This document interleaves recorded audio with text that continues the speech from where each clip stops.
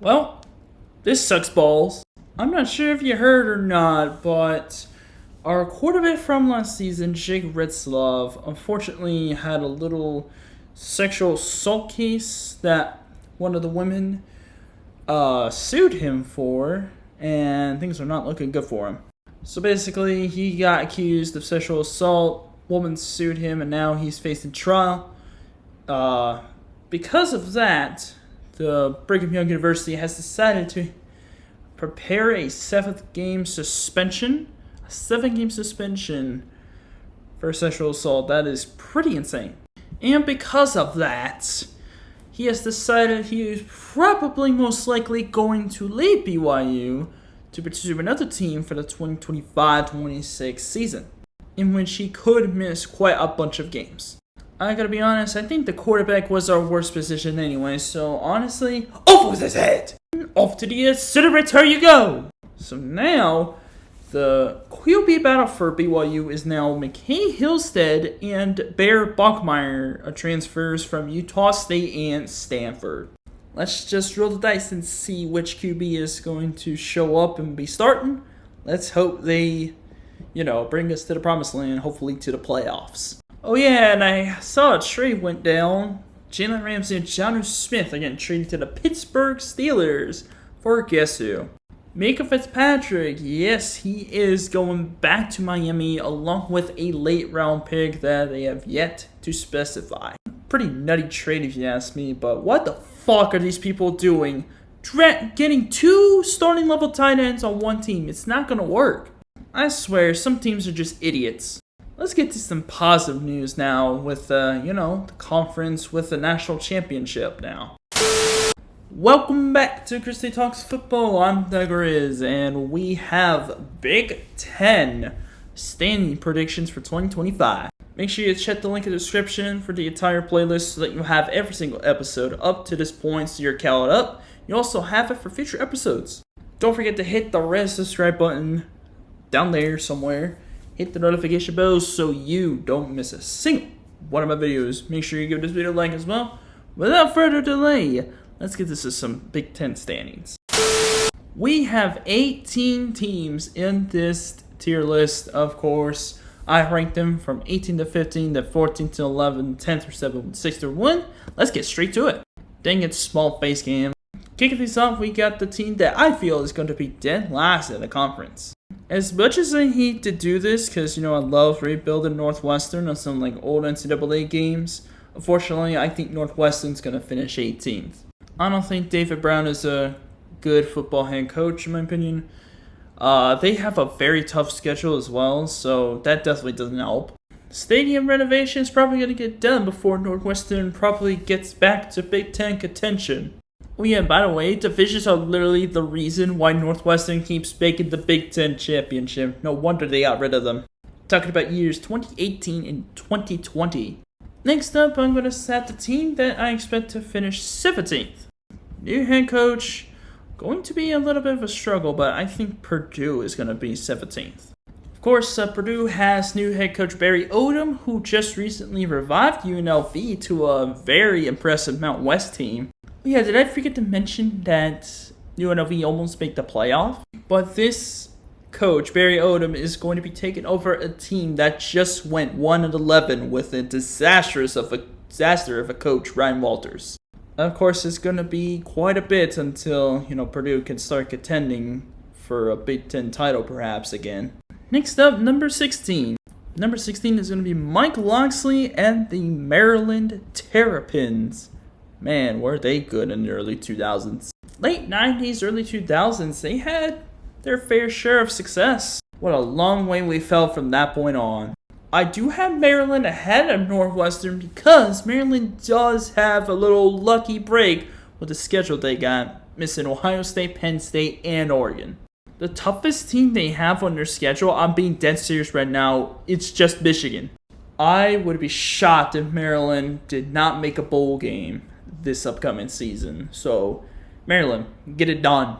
And now we move on to number 15, which is going to surprise quite a bit of people, but Jonathan Smith and the Michigan State Spartans. Remember that 2021 season when Michigan State was like, what, number 3 in the country, but then lost to Purdue and then had a top 10 showdown with Ohio State and they got smacked in that game as well? How far we've fallen from the great years of Michigan State, like in the 2010s. Remember those years? They had a couple of Big Ten titles, made a Rose Bowl, and also made the playoff in 2015. Those were some great years for the Spartans. We are way past that now. They have a quarterback by the name of Aiden Childs. He had shown some flashes, but wasn't consistent enough. What I don't like is that if you're not consistent, you're probably not going to be good. So, good luck with that. Next up, at number 14, I have Graziano and the Rutgers Scarlet Knights. A little interesting one, but this literally just... The reason for this is because of the schedule they have. Arguably, no team in the Big Ten has a harder conference schedule than the Scarlet Knights. Oregon, Ohio State, Penn State, along with Minnesota, Washington, Illinois, I think Iowa as well. Dear goodness, it's going to be very difficult for Rutgers to be able to win every, or at least most of those games, the majority of it at least. And now at number 13, I'm going to say the Wisconsin Badgers with Luke Fickell. He had some bad luck with Wisconsin last year when they didn't even make a bowl game, thanks to some injury at QB. His defenses have been very solid. It's just if he can get the offense in check, watch out for Wisconsin to have a good season where they make a bowl game at least. Up next at number 12, I am going to say the UCLA Bruins. Obviously, the biggest name going to UCLA is former Tennessee quarterback Nico Iamaleava. You know, the guy that requested more money out of Tennessee, which he had no business to do as a college athlete. You know, I'm glad Tennessee didn't have to put up with this bullshit. I'm just throwing this out there. If UCLA does have a much better passing attack than they had last year, I feel like they could be going places in the Big Ten. At least the Joey Aguilar experience is done with UCLA. And then number 11, I am going to go with the Washington Psych. Yeah, you thought I was going to go Washington. It's actually the USC Trojans. And here's my reason why I'm putting USC outside the top 10. Basically because of the fact that guess who their head coach is? Lincoln Riley. And what is the one thing that I hate most about him? Fucking hates playing defense. I mean, stop being James Harden as a college football coach. You need a defense to compete as well. Exactly why I can't take any team that Lincoln Riley coaches for seriously. And that's going to take us to the top 10. Starting with number 10, I'm actually going to have the Iowa Hawkeyes at the 10th spot. Let's be honest, 27 seasons for Kirk Ferentz? Let's just be real. He's not getting any younger. It's the same system. Iowa's been sticking with it for quite a long time. Eventually, it's going to absolutely collapse. At least I can respect Kirk Ferentz a lot more than Lee can. Taking us to number 9, I'm going to put this in there. Washington Huskies are going to be number 9.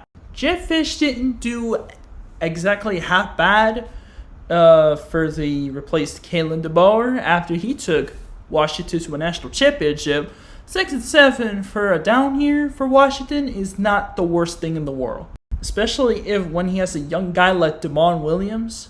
Ooh, if he gets going, Washington could be going places. I'm very sure Nico Iamaleava and Damon Williams are going to really set Washington and UCLA up for a pretty nice future.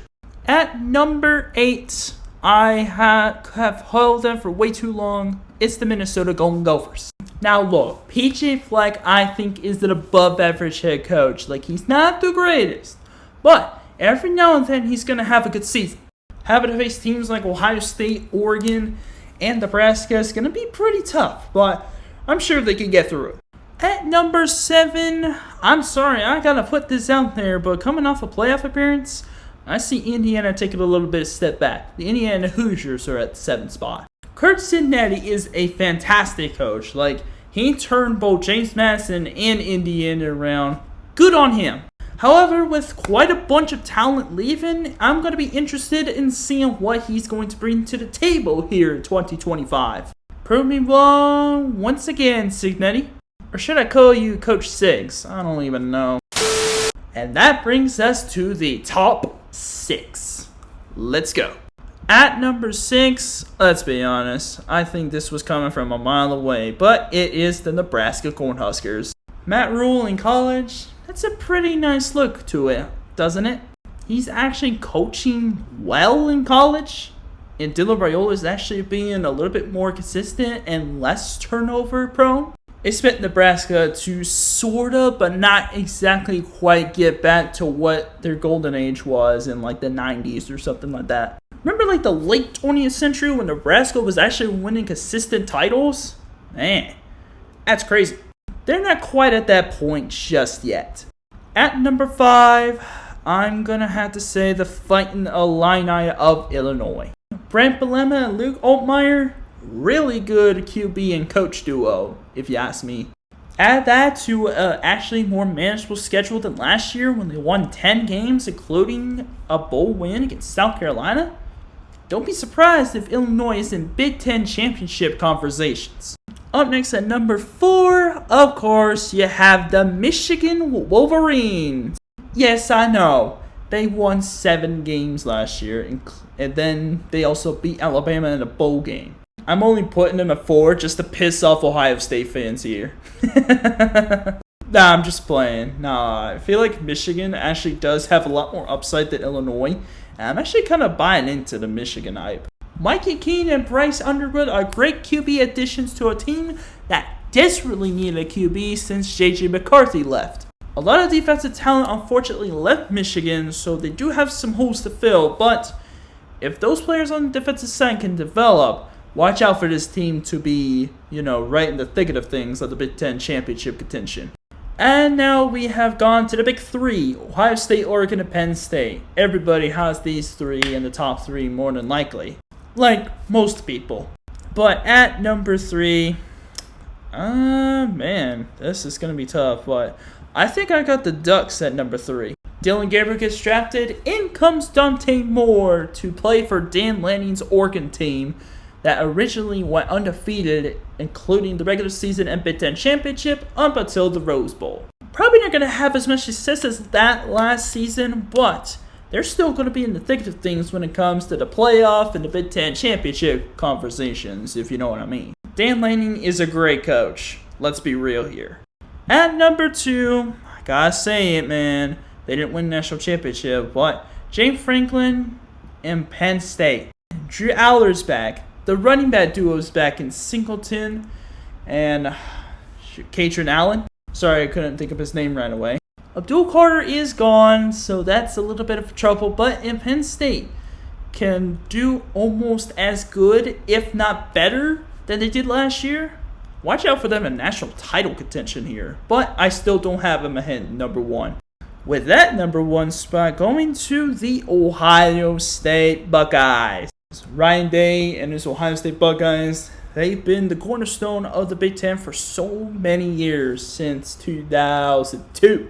And since the 2002 season, they've had 3 national titles, including 2 in the playoff era. Just wanted to throw that fun fact out of there. But anyways, basically just really comes down to how well Ohio State can recruit. Jeremiah Smith looks like an up-and-coming superstar at wideout. So Ohio State's just way too good for the rest of the Big Ten. And this is my final predictions for the 2025 Big Ten standings. Look out for the Big 12 next week. I'm really excited to show those rankings.